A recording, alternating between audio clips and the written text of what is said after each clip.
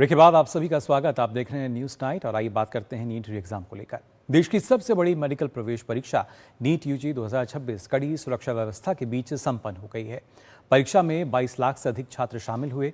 National testing agency NTA ने परीक्षा को निष्पक्ष और पारदर्शी बनाने के लिए देश भर के परीक्षा केंद्रों पर व्यापक इंतजाम किए थे। देखिए हमारी ये खास रिपोर्ट। देश भर में 21 जून को नीट यूजी पुनर्परीक्षा सफलतापूर्वक आयोजित की गई। परीक्षा शांतिपूर्ण माहौल में संपन्न हुई और सभी परीक्षा केंद्रों पर सुरक्षा एवं निगरानी के कड़े इंतजाम देखने को मिले। परीक्षा प्रक्रिया बिना किसी बड़ी तकनीकी या प्रशासनिक बाधा के पूरी कर ली गई। परीक्षा भारत के 551 शहरों में 5440 केंद्रों और विदेश में 14 केंद्रों पर आयोजित की गई, जिसमें लाखों छात्र शामिल हुए। देश के अलग अलग राज्यों में बनाए गए परीक्षा केंद्रों पर सुबह से ही अभ्यर्थियों की उपस्थिति शुरू हो गई थी। परीक्षा केंद्रों पर एडमिट कार्ड की सख्त जांच, बायोमेट्रिक वेरिफिकेशन और सीसीटीवी निगरानी जैसी व्यवस्थाएं लागू रही। छात्रों ने भी परीक्षा को व्यवस्थित और सुचारू बताया। अंदर सब ठीक था, अच्छा था। इस बार अच्छे से दिया सब कुछ, मतलब टाइम पे हुआ सब कुछ। प्रॉपर टाइम पे सब पेपर दिए हैं और मतलब अच्छे से पेपर गया। कोई क्रियोस मतलब ऐसा कोई क्रिएट नहीं हुआ। लेटर वगैरह भी सही थे, मतलब पूरा टाइम से हो गया है। और जो टाइम लगता था वो क्या बोलते हैं OMR फिलिंग वगैरह में, उसके 15 मिनट मिला था तो उसमें हो गया वो। इस बार शांतिपूर्ण, सुरक्षित और सुव्यवस्थित नीट यूजी परीक्षा के लिए कड़े प्रबंध किए गए थे।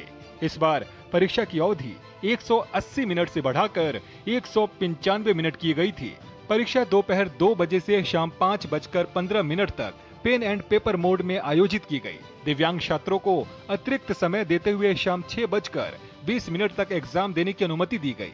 95,000 से अधिक परीक्षा कक्षों में सीसीटीवी निगरानी की व्यवस्था की गई, जिनकी निगरानी राष्ट्रीय, राज्य और मंत्रालय स्तर पर ऑनलाइन तरीके से की गई। वहीं परीक्षा केंद्रों पर किसी भी तरह की गड़बड़ी को रोकने के लिए 51,311 जैमर लगाए गए। इस बार CRPF और CISF ने प्रश्न पत्रों और OMR शीट्स की सुरक्षा का काम संभाला। यही नहीं, पहली बार वायुसेना ने नीट परीक्षा के प्रश्न पत्र पहुंचाने का काम किया। प्रश्न पत्रों की सुरक्षित डिलीवरी, GPS ट्रैकिंग जैसी व्यवस्थाओं को लागू किया गया। साथ ही किसी तरह की गड़बड़ी ना हो, इसके लिए 2 लाख से अधिक कर्मी, 674 सिटी कोऑर्डिनेटर और 6,669 ऑब्जर्वर लगाए गए। इस बार परीक्षार्थियों के साथ अभिभावकों के बैठने के लिए भी खास प्रबंध किए गए थे। दिल्ली सरकार ने गर्मी से निजात दिलाने के लिए नीट परीक्षार्थियों के अभिभावकों के लिए भी विशेष व्यवस्था की है। परीक्षा केंद्र के सामने ये जो है ये कूलिंग जोन बनाया गया है। इस कूलिंग जोन के सामने देखिए ये पानी की व्यवस्था है और यहाँ तक कि यहाँ ग्लूकोज की भी व्यवस्था की गई है। कुल मिलाकर 21 जून की नीट यूजी पुनर्परीक्षा को सफल और व्यवस्थित माना जा रहा है, जिससे लाखों अभ्यर्थियों और उनके अभिभावकों को राहत मिली है। 21 जून 2026 को संपन्न हुई नीट की परीक्षा देकर ये छात्र निकल रहे हैं। आप समझ सकते हैं कि नीट की परीक्षा इनके जीवन के लिए कितनी महत्वपूर्ण है। नीट की परीक्षा के माध्यम से आप जानते हैं कि मेडिकल कॉलेजों में इसी परीक्षा के अंक के आधार पर प्रवेश होता है। पूरे देश में तकरीबन 22,80,000 छात्रों ने नीट की परीक्षा दी है। कैमरा पर्सन राहुल चोपड़ा के साथ DD न्यूज़ के लिए नई दिल्ली के पंडारा रोड स्थित CM श्री विद्यालय से मैं अखिलेश सुमन। और वहीं आज नीट यूजी परीक्षा देने जा रहे लाखों छात्रों की सुविधा को ध्यान में रखते हुए, या यूं कहें कि उन्हें किसी तरह की असुविधा ना हो, इसके लिए प्रधानमंत्री नरेंद्र मोदी ने अपने काफिले को कुछ देर के लिए रोक कर रखा।